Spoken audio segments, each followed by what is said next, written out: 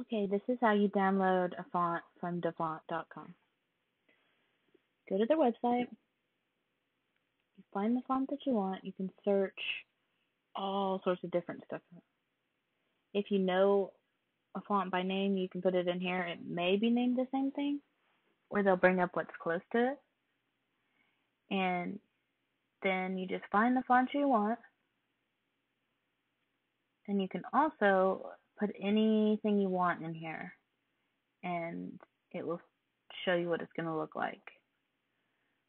So I'm going to download this one. The licensing type is free for personal use, which means you just can't use it for things you're going to sell. Sometimes they say 100% free, and that means that they won't have any restrictions. Sometimes they have restrictions, like this one right here. It says it's a demo, so like the numbers and the apostrophes and stuff won't work. So I'm just going to download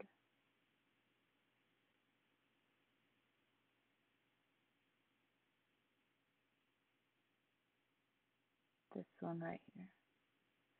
So you just go to download, click it. I usually save it to my desktop so I can see it clearly.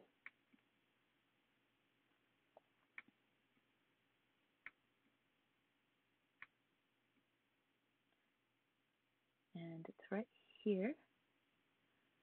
So I'm going to click on it.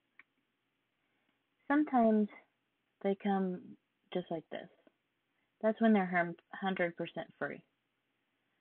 They don't have any licensing stuff with it. This is just something telling you who owns it, and you can go to them and buy it if you want to use it for commercial use. So you just click on the TTF file. Sometimes they'll have one that says OTF. You don't need that one. Just click on the TTF if they have it. If not, you can click on the other one. Then you just press install font.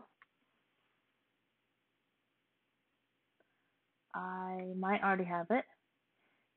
Sometimes it will just install it.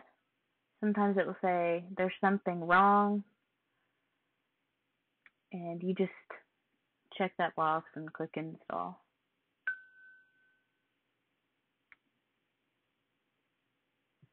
Then you go back to Cricut Design Space and you refresh it.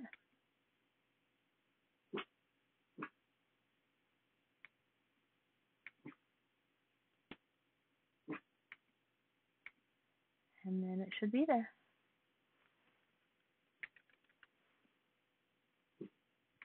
And it'll be in all fonts or system fonts.